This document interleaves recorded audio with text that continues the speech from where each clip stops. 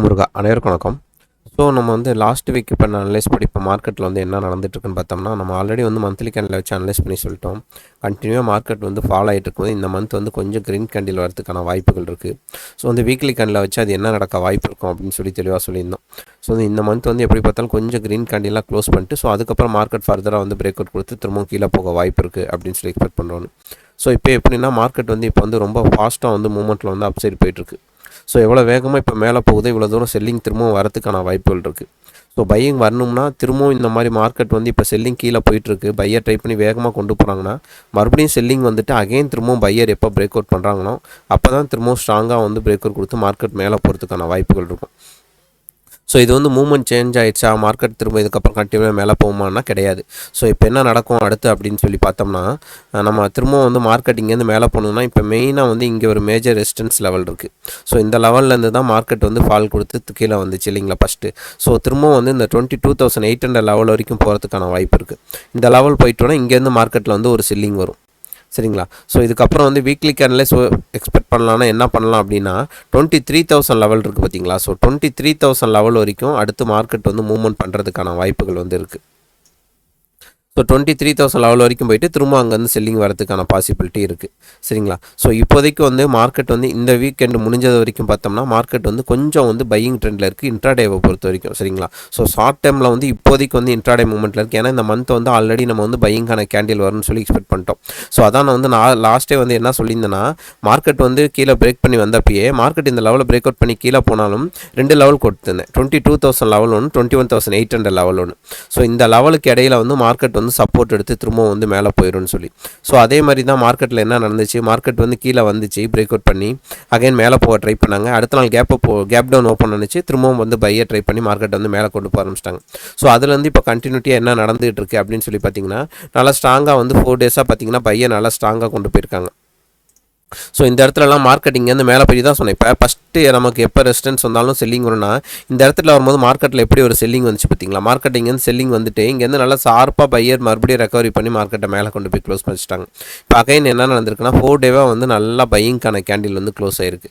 So கொஞ்சம் movement வந்து சைடுவேல போயிட்டு அகைன் திரும்பவும் வந்து அப்சைடில் பிரேக் அவுட் கொடுக்குது அப்படின்னா நம்ம சொன்ன அந்த அப்சைட் லெவல் ஃபுல்லாக திரும்ப ரீடெஸ்ட் பண்ணுறதுக்கான வாய்ப்பு இருக்குது. ஸோ அது வரைக்கும் போயிட்டு திரும்ப அங்கேருந்து ஷார்ப்பாக செல்லிங் வருமா இல்லை வெயிட் பண்ணி அடுத்து என்ன ட்ரேட் எடுக்கலான்ற பார்க்கலாம். ஏன்னா நம்ம ஆல்ரெடி வந்து இந்த மந்த் வந்து கொஞ்சம் கிரீன் கேண்டிலாக க்ளோஸ் பண்ண வாய்ப்பு இருக்குன்றனால கொஞ்சம் மார்க்கெட் போய் இந்த இடத்துல வந்து ஹோல்டு பண்ணிட்டு இருக்கிறதுக்கான வாய்ப்பு இருக்குது அதிகமாக.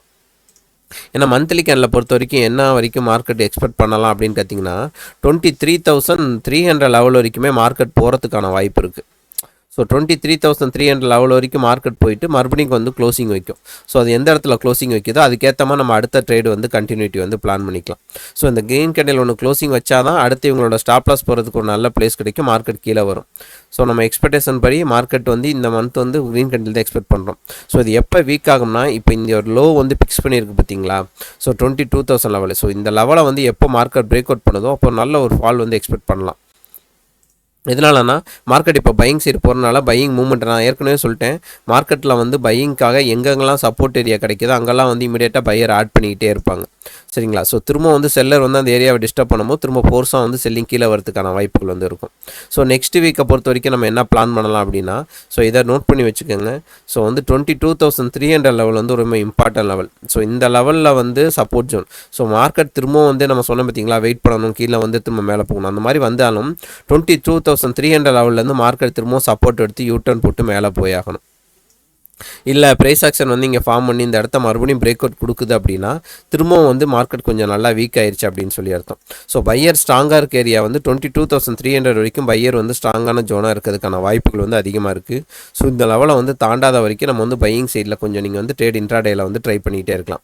நல்லா தெரிஞ்சுக்கோங்க, லாங் டேர்மில் எந்த ட்ரேடும் கிடையாது. ஏன்னா லாங் டேர்மில் இன்னும் நல்லா ஒரு ப்ரைஸ் ஆக்ஷன் வந்து நமக்கு வந்து ஃபார்ம் பண்ணணும். ஆல்ரெடி சொன்ன மாதிரி வீக்லி கேண்டில் வந்து ப்ரைஸ் ஆக்ஷன் ஃபார்ம் பண்ணால் தான் லாங் டேர்மில் வந்து நம்ம மூவ்மெண்ட் பண்ண முடியும்.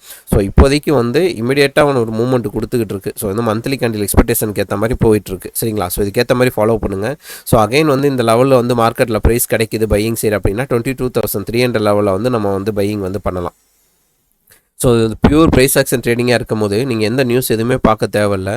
மார்க்கெட்டோட ப்ரைஸ் ஓப்பனிங் எப்படி இருக்கோ அதை வச்சே வந்து நம்ம ட்ரேட் வந்து எக்ஸிக்யூட் பண்ண ஆரம்பிச்சிடலாம். இப்போ மார்க்கெட் பாருங்கள் மேலே வரைக்கும் போயிட்டு எங்கே ஏற்கனவே வந்து கன்சல்டேஷன் நடந்துச்சோ இந்த ஜோனில் வந்து வெயிட் பண்ண ஆரம்பிச்சிருச்சு இப்போ மார்க்கெட் இந்த இடத்துல ரொம்ப நாள் இருக்கக்கூடாது, செல்லிங் ஷார்ப்பாக வரக்கூடாதுன்னு என்ன பண்ணணும்னா இமீடியட்டாக இந்த ஜோனை தாண்டி பிரேக் அவுட் பண்ணி மார்க்கெட் மேலே போயிடும் கேண்டில். சரிங்களா?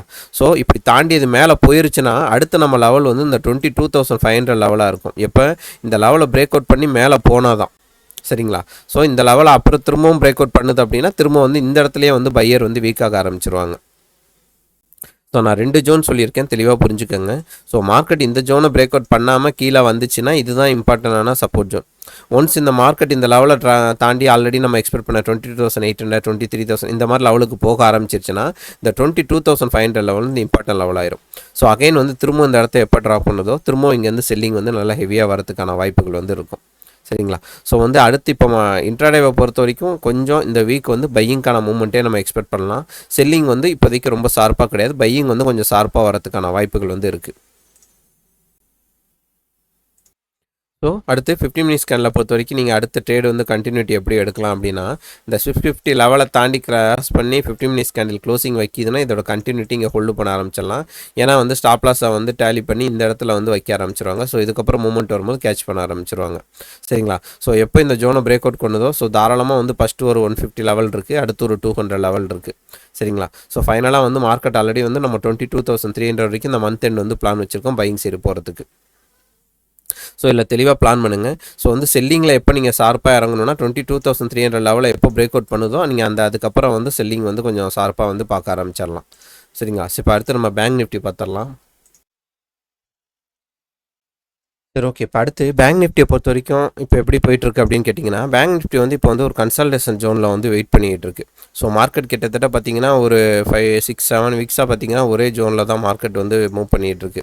ஸோ வந்து இப்போ நெக்ஸ்ட்டு வந்து ஒரு செல்லிங் சைடில் ஒரு மூவ்மெண்ட் வரணும்னா பேங்க் நிஃப்டியில் வந்து எக்ஸ்பெக்ட் பண்ணலாம் ஒரு நல்லா ஷார்ப்பான செல்லிங் வரதுக்கான வாய்ப்புகள் வந்து இருக்கும். எப்போ அப்படின்னு சொல்லி கேட்டிங்கன்னா இந்த கீழே வந்து 47,800 லெவல் பாருங்கள், 3-4 டைம் வந்து மார்க்கெட் வந்து இங்கேருந்து சப்போர்ட் எடுத்து மேலே போயிட்டாங்க. ஸோ அந்த வீக்கு வந்து கொஞ்சம் ஷார்ப்பாலாம் பையும் கிடையாது. ஸோ ஆவரேஜாக வந்து கன்சல்டேஷன் நடந்து தான் கேண்டில் வந்து க்ளோசிங் வச்சுக்கிட்டு இருக்கு. ஸோ இது வந்து 1 ஹவரில் ரொம்ப ஷார்ப்பாக இருக்குது, அதை வச்சு நான் காட்டிடுறேன் எப்படி கேட்ச் பண்ணலான்னு. ஸோ இப்போதைக்கு மார்க்கெட் வந்து இந்த ஜோனை எப்போ பிரேக் அவுட் பண்ணுதோ இமீடியட்டாக வந்து ஷார்ப்பாக இங்கே வந்து பேங்க் நிஃப்டியில் நல்லா ஒரு செல்லிங் வந்து எக்ஸ்பெக்ட் பண்ணலாம், கீழே வரதுக்கான வாய்ப்பு இருக்குன்னு சொல்லி. இப்போ வந்து பையிங் எக்ஸ்பெக்ட் பண்ணலாம் அப்படின்னா என்ன நடக்கும் அப்படின்னா நம்ம டேரெக்டாக வந்து 1 ஹவர் கேண்டில் போயிடலாம். ஏன்னா டே கேண்டில்லாம் பார்த்தீங்கன்னா கொஞ்சம் கன்ஃபியூஷன் ஸ்டேஜில் தான் இருக்குது, ஏன்னா கன்சல்டேஷனில் தான் நடந்துகிட்டு இருக்குது. ஸோ வந்து பெரிய லெவலில் எக்ஸ்பெக்டேஷன் இல்லை. இப்போ 1 ஹவர் கேண்டில் போயிடலாம். ஸோ 1 ஹவர் கேண்டிலை பொறுத்த வரைக்கும் தான் இப்போ என்ன நடந்துகிட்டு இருக்குன்னு பாருங்கள். நம்ம ஆல்ரெடி சொன்ன மாதிரி இந்த 47,800 இந்த ஜோனில் சப்போர்ட் எடுத்து மார்க்கெட் போணுச்சு, கன்சல்டேஷன் நடந்துகிட்டு இருக்குது. ஸோ வந்து இதில் இம்பார்ட்டன்ட் என்ன நீங்கள் பார்க்கணுன்னு கேட்டிங்கன்னா மார்க்கெட்டோட 15 மினிட்ஸ் கேண்டில் பொறுத்த வரைக்கும் இப்போ என்ன நடந்துகிட்டு இருக்குது அப்படின்னு கேளுங்க. 1 ஹவர்லையும் தெரியுது, பட் 15 மினிட்ஸை பொறுத்த வரைக்கும் இன்னும் தெளிவாக தெரியும் பாருங்கள். இப்போ மார்க்கெட்டில் என்ன நடந்துகிட்டு இருக்கு அப்படின்னு சொல்லி பார்த்தீங்கன்னா மார்க்கெட் வந்து கிட்டத்தட்ட இதே ஜோனில் தான் கன்சல்டேஷன் நடந்துக்கிட்டே இருக்குது. சரிங்களா? ஸோ இந்த ஜோனை தாண்டி பிரேக் அவுட் பண்ணி எந்த கேண்டில் வந்து க்ளோஸ் பண்ண வைக்கல. மேலே போணுச்சுன்னா செல்லிங் வந்துடுது, கீழே வந்தால் பையிங் வந்துடுது. ரொம்ப ஷார்ப்பாக வந்து மார்க்கெட் வந்து இந்த ஒரே ஜோனுக்குள்ளே கன்சல்டேஷன் நடந்துகிட்டு இருக்கு. ஸோ எப்போ வந்து மார்க்கெட் 48,400 லெவல், இந்த 48,400 லெவலில் பேங்க் நிஃப்டி கிராஸ் பண்ணி கீழே வந்து ஷார்ப்பாக வந்து க்ளோசிங் வச்சுட்டு அகைன் ப்ரைஸ் ரீசெக் பண்ணி திரும்பவும் அதை பிரேக் அவுட் பண்ணுதுன்னு வச்சுக்கோங்க. ஸோ இந்த இடத்துல வந்து நீங்கள் தாராளமாக வந்து கீழே ட்ரேட் வந்து எடுக்க ஆரம்பிச்சிடலாம்.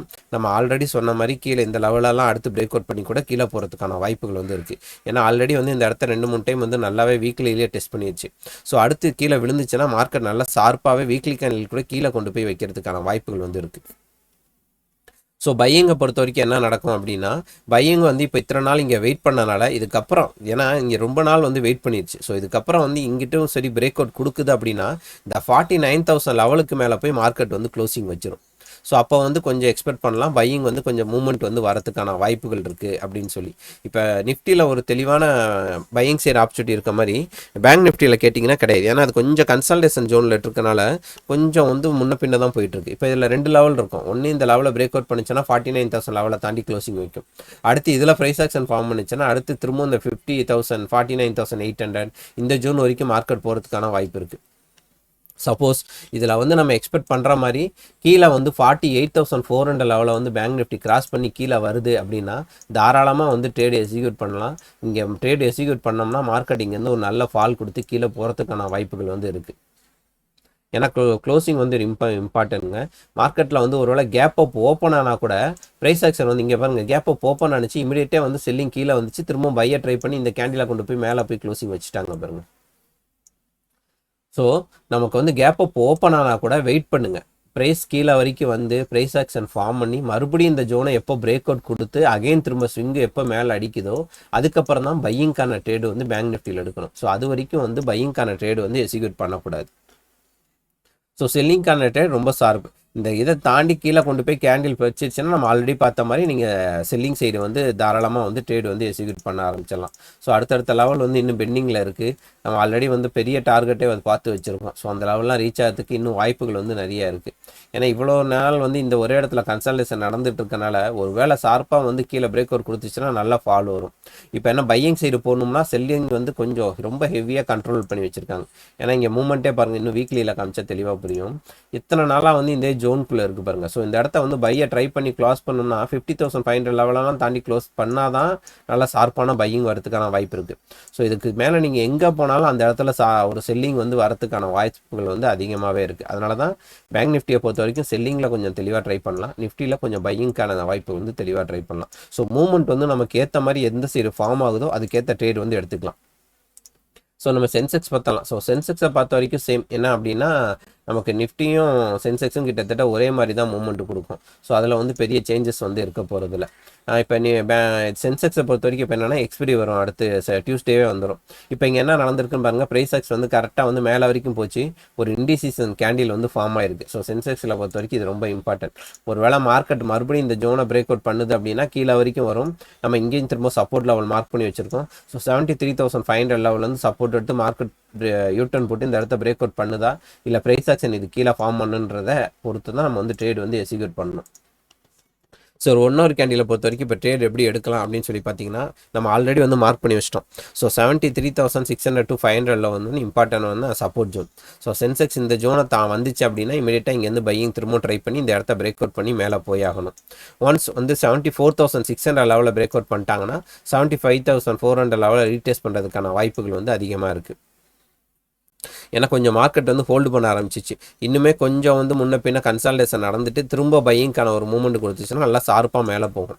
ஸோ பையிங்க்கு வந்து கொஞ்சம் கன்சல்டேஷன் நடந்து பிரேக் அவுட் கொடுத்தாருன்னா ஷார்ப்பாக போகும். ஏன்னா இவ்வளோ செல்லிங் வந்த இடத்துல இமீடியட்டாக வந்து இவ்வளோ பெரிய பையிங்க்கான மூவ்மெண்ட் வரதுக்கான வாய்ப்புகள் வந்து ரொம்ப கம்மி. ஏன்னா இதுக்கேற்ற மாதிரி எப்போ செல்லிங் வந்தாலும் ஷார்ப்பாக வந்து எல்லாத்தையும் அடித்து கீழே போக வாய்ப்புகள் வந்து அதிகமாக இருக்கும். ஸோ அதுக்கேற்ற மாதிரி பார்த்து ட்ரேட் பண்ணுங்கள். ஸோ இதை வீடியோ பிடிச்சிருந்தா லைக் பண்ணுங்கள், இல்லை ஏதாவது டவுட் இருந்துச்சுன்னா கமெண்ட் பண்ணுங்கள். Thank you so much.